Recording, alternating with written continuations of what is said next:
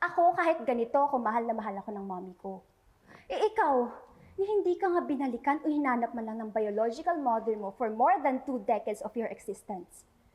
Kasi, sino ba namang nanay ang gugustuhin magkaroon ng anak na ganyan yung itsura kagaya mo?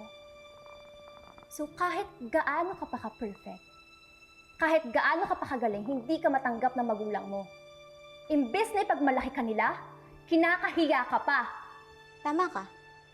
Inabando na nga ako ng totoo kong nanay. Pero may tinang naman ako na proud sa akin.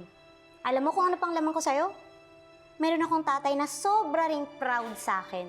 At gusto akong makasama. Gagawin ang lahat para ipagtanggol ako sa mga nang-aapi sa akin. Anak ka lang sa labas. Ako pa rin yung totoo at legal na anak. Ninakaw mo lang yung daddy ko. Please, stop it!